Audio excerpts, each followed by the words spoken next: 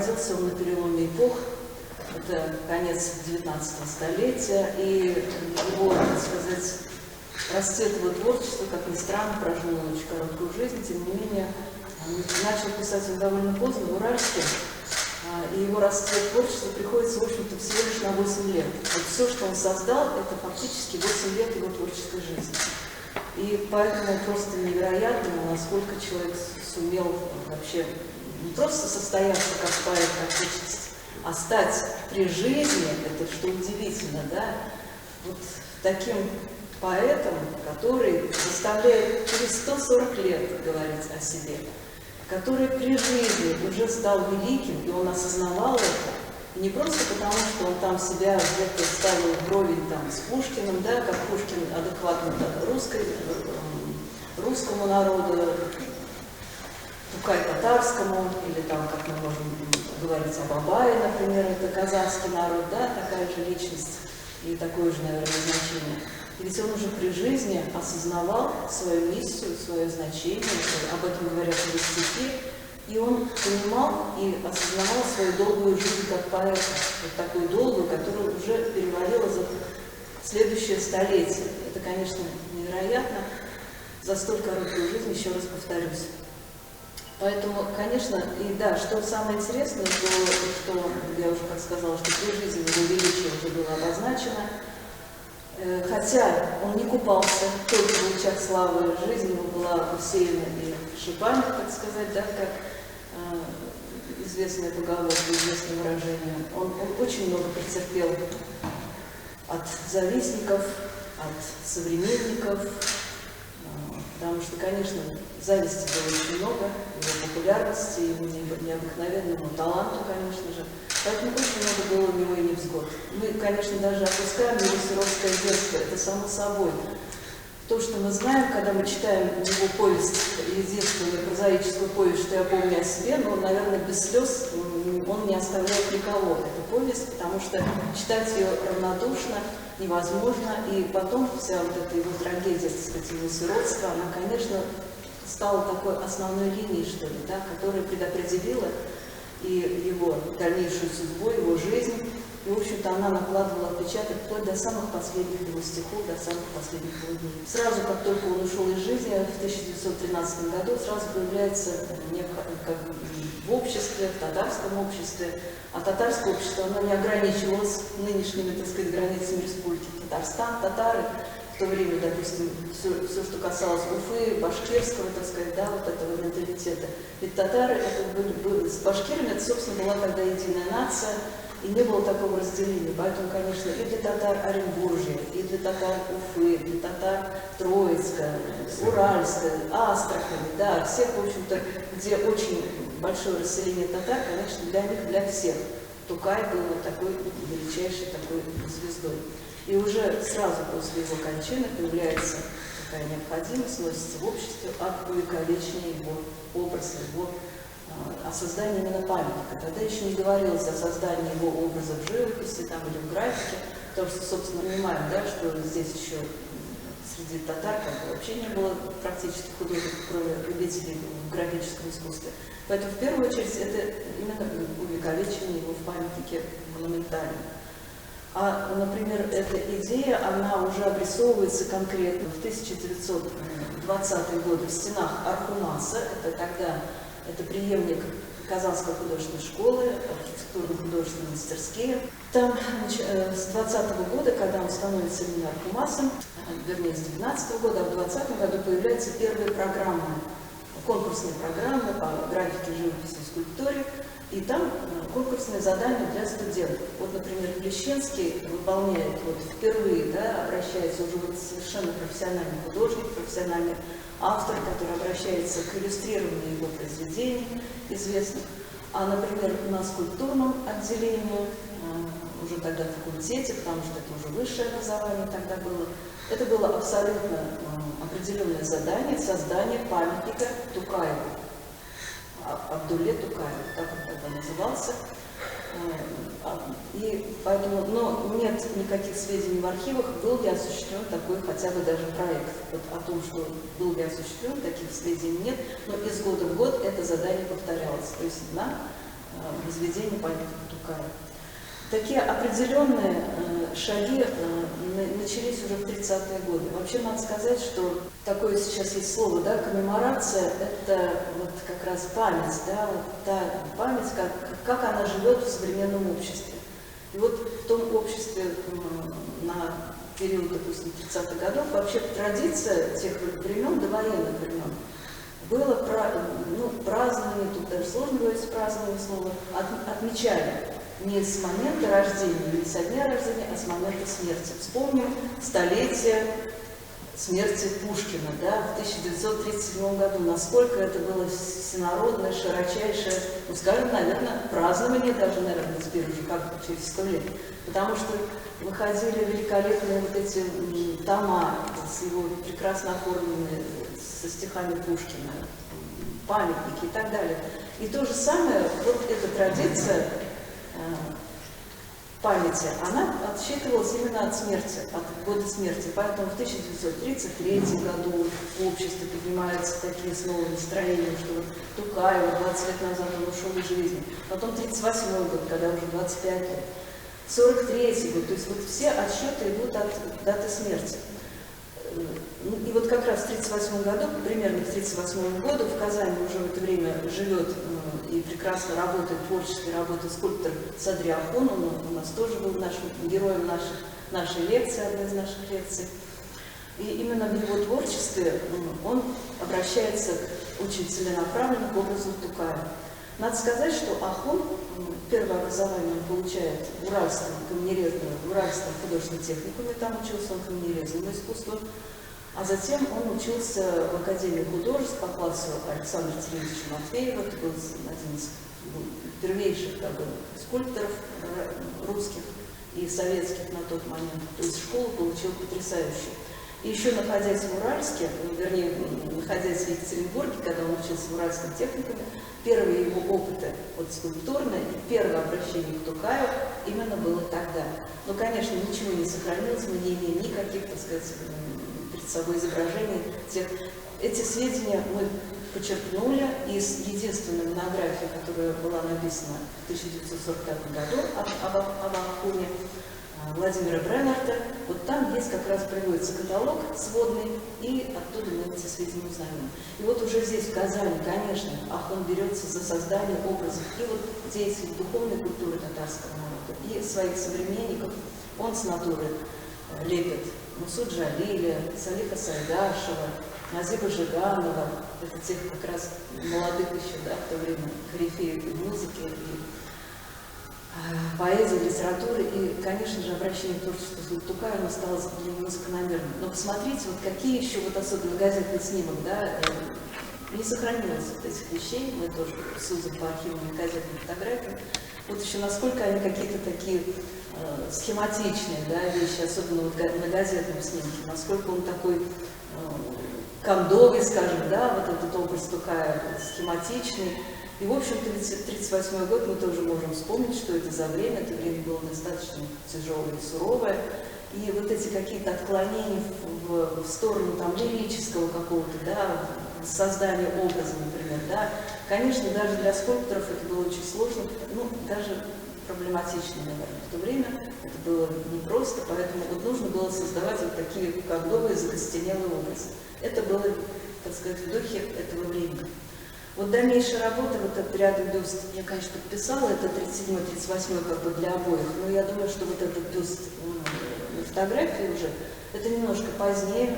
Я так полагаю, что это все-таки 40-е годы, так что здесь вот я сейчас вот тоже. Что касается других видов искусства, да, вот как раз один из тоже первых наших графиков, профессиональных графиков, который работал в Казани, это был великолепный Байназар Альменов, который тоже один из первых, уже вот в конце 30-х, в начале 40-х обращается к произведениям Тукая, и он создает вот такие черно-белые, тоновые, и вот даже вот это интересная рядом работа из фондов Национального музея Республики Татарстан, вот как на фронте, да, читают Тукая, это тоже вот настолько, мне кажется, очень показательная работа, которая показывала и популярность поэта, да, вот не утихающую популярность. Она, наверное, все время как бы жила в народе.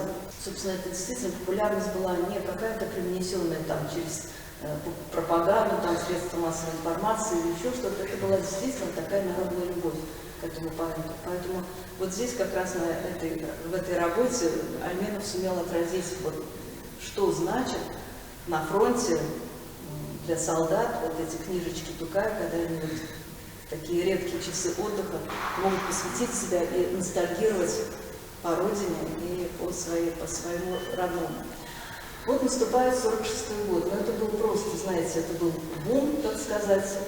Во-первых, после войны все, страна оправляется после Великой Отечественной войны, а в национальной политике нашего государства это просто первейшая необходимость поднимать национальных поэтов, музыкантов, то есть театр, музыка, изобразительное искусство – это те столпы, где национальное искусство должно подниматься и, конечно же, должны не просто там выявляться, а должны подниматься вот эти поэты. Но я опять-таки все время тоже апеллирую к Казахстану, поскольку для меня эта тема тоже очень, так сказать, близкая. Я изучаю казахстанский период в Акидрисе Чурманче, поэтому 30-е, там, 40-е годы Казахстана я достаточно плотно тоже изучаю. Поэтому исходные процессы шли везде, там очень поднимали Абая, конечно, и Джамбул, это отдельная история. А у нас, конечно, Тукай, вот тот светоч, который нужно было вот возродить, потому что в 30-е годы это не случилось, это оказалось невозможным. 46-й год, впервые, 60-летие поэта впервые отличается от даты, от года рождения. 60 лет. И вот смотрите, это просто только некоторые, так сказать, вырезки из газет, которые я фотографировала там еще очень давно, лет 15, наверное, назад, поэтому снимки такие некачественные. Но, тем не менее, они показывают, как Тукай, вообще, еще совсем недавнем прошлом, не было, естественно, интернета, не было еще чего-то, не было качественного, не было вообще телевидения, поэтому газеты и радио – это были основным средством вообще, откуда люди получали информацию, сведения, просветительские даже, и вот эти большие развернутые статьи, которые раскрывали Тукай, и как вот Тукай, там и царская цензура, Тукай и Пушкин, Тукай и русская литература, Тукай там и то-то, то-то, то-то, Тукай и музыка. То есть абсолютно, ну, с самых разных сторон. И вот эти публикации, они идут, начиная с марта месяца в газете «Красный Татарин». Просто вот так подшивку листаешь, и там вот фактически в каждом номере что-то от Тукая. То есть вот такое просветительское была направленность этих печати в то время. Конечно, это было и на русском языке, само собой.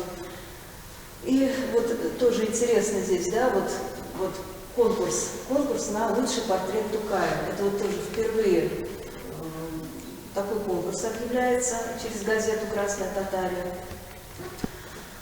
Это тоже где-то, наверное, март-апрель 1946 года. Ну, понятно, что здесь очень однозначно, что только портрет. На самом деле, это, в общем-то, было задано направление на изображение Тукая вообще в изобразительном искусстве, в графике, в скульптуре и, конечно же, в живописи.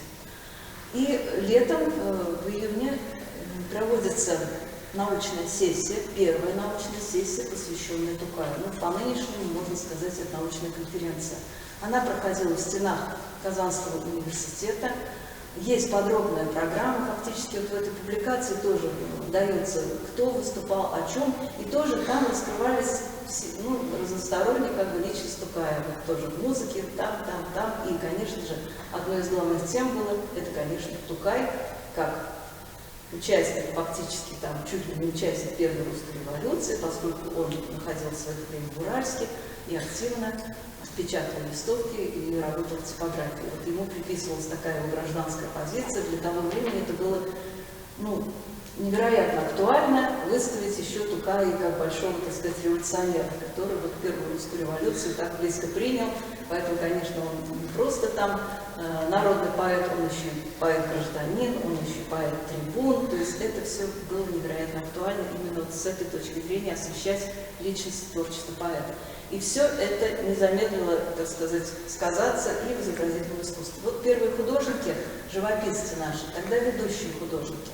Это Григорий Житков, это Исмагил Халилулов, это, конечно же, Харис Якупов. Вот у Халилулова это на смертном одре, да, вот в Клячинской больнице он изображает поэта. Прекрасно, одна из ранних работ, она у нас в музее. Замечательная работа, одна из первых, она прям классика. Эта работа Житкова тоже, конечно же, по его воспоминаниям, что я помню о себе, это такой тоже классический сюжет, потом очень многие художники обращались к нему, как вот кто возьмет ребенка на воспитание, да, фактически ребенка, вот кто возьмет на базаре, фактически торговали живым ребенком, даже не торговали, а даром отдавали. Вот кто возьмет. Вот эту тоже, в общем, трагическую такая сцену изображает первый Житков. И вот, конечно же, это Хаджи Мурат Казаков, прекрасный художник, к сожалению, незаслуженно забытый у нас в Татарстане. Очень редко мы к нему обращаемся, и очень много его работ осталось. Есть работа в Национальном музее, в нашем музее. Ну вот это классика, конечно, маленький Тукай. Единственный, кто тоже вот так вот прям сделал портрет маленького Тукая, не жанровую композицию, как Житков, а вот.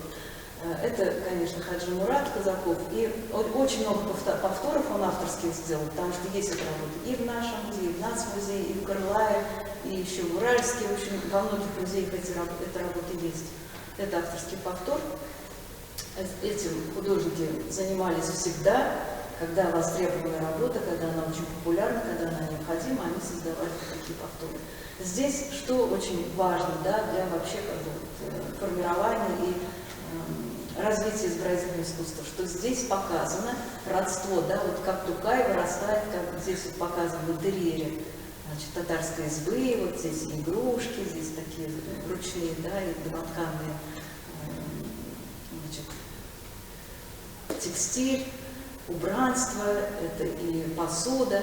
То есть здесь показывается, конечно, вот родство Тукая с народом, вот, что он вышел прямо вот из недр народа. То есть вот эта народность поэта, это тоже было совершенно такая необходимая тогда направление в искусстве. И вот, конечно же, одной из первых работ, которую сделал Харис Якупов по возвращении с фронта, это был художник-фронтовик, который прошел войну фактически с 1939 года, с Финской войны. И в 1945 году он демобилизовался, и вот одни из первых работ, это как раз посвященная Тукаю. Кстати, сам Харис Абдрахманович не очень любил эти работы, понятно, он считал их слабыми для себя, потому что это, понятно, только-только после огромного перерыва, когда он фактически живописью не занимался, видите, насколько она темная, насколько она вот такая еще в традициях там передвижников, там даже вот этой вот такой темной этой живописи, даже можно соотнести ее и с живописью первых лет Казанской художественной школы, дореволюционной живописи, тоже такая темная, то есть традиция Казанской школы здесь. Но сам Харис Абдрахманович не очень эти работы любил, но для истории, конечно, это знаковые вещи, которые действительно показывают эволюцию образа Тукая. Видите здесь, конечно, да, это еще самое, наверное, основное, что все художники, которые обращались к образу, они отталкивались от прижизненных фотографий Тукая, а их известно фактически где-то 20 штук. Вот 20 фотографий, и все мы их знаем, и на всех мы узнаем вот эти фотографии, вот и в больнице вот этот, да, вот образ мы там дальше увидим, да, вот с руками вот так за головой. И вот это, конечно, тоже, все они обращались, конечно, вот к этим фотографиям, потому что они были отправной точкой. И снова Ахун. Без него мы никак, потому что именно после вот этой 46-го года кампании по увековечению образа Тукая во всех видах искусства снова поднимается вопрос о создании памятника. Потому что вот он как шел там с 13-го года, а в 20-й год он поднимался в рамках конкурсных проектов у нас в Казани. А в 46-м году, в 47-м уже организовывается конкурс, всесоюзный конкурс на создание образа Тукая. Но понятно, кто включается. В первую очередь казанские скульпторы. На тот момент основным таким главным скульптором Садри Ахун. У нас еще работал скульптор Счастьев, но вот он разрабатывал его проект по Тукаю, таких сведений я не встретила. Вот посмотрите тоже, какая идет, так сказать, эволюция. Да? Это фотографии из Рогали, я прошу прощения за их качество, но вот, что есть, то есть. И я была счастлива, когда их обнаружила, потому что тут просто очевидно, да, как Ахун работает над этим образом. Какие они еще тоже очень, так сказать, вот, по сравнению с тем финалом, который мы видим сейчас на площади Тукаев. Это, конечно, еще такие пробные, промежуточные его проекты. Вот он делает сначала все-таки упор на сидящую фигуру, взгляд отведен в сторону, вот здесь на камне, потом вы видите на таком пьедестале, там с большой, тоже с большим картушем, с большим текстом. Такая беспощадная критика была этого проекта. Архитектор Петр Тихонович Спиранский, они работали в тандеме с 30-х годов. Критика была очень большая. Великолепно сохранились стенограммы Рогалии в том же, где великолепно там разбирают. Надо сказать, критика, с одной стороны, беспощадная, но она очень аргументированная, она, в общем-то, доброжелательная, она шла всегда на улучшение проекта. А в чем заключалась критика? Критика в том, что, значит, ну, во-первых, эти проекты, вот этот проект, он был уже не, они были уже устаревшие. Вот для времени конца 40-х, начала 50-х, это уже, то есть страна после войны, в стране после войны требовались другие монументальные образы. Больше героики, больше вот этой, так сказать, общественной значимости. Здесь же он очень камерный. Обвиняли его в таком, знаете, в таком лермонтовском духе. Вот это, сказать, вот это байроновский, лермонтовский, романтический дух там начала там, 19 века, да, фактически они очень архаичный этот проект, на самом деле. И Ахун согласился с этим, и он очень активно дальше над ним работал. Этот проект зарубили, видите, тут, как я уже сказала, меняется пьедестал. Тем не менее, сама фигура оказывается вот такой статичной, очень погруженной в себя, она никак вовне не работает. И вот это уже следующий этап, фактически приближен проект уже к тому, да, к реализации, как он был реализован. Вообще история интереснейшая, это вообще можно вообще целую лекцию отдельную по этому проекту, потому что стенограммы дают потрясающий материал. Там просто каждый шаг вот весь отражен в стенограммах. Единственное, могу здесь просто такую деталь сказать сейчас, поскольку время у нас очень сжатое. Вот в том, что этот проект реализовался, большую роль сыграл Александр Фадеев, советский писатель Александр Фадеев. Потому что этот проект буксовал.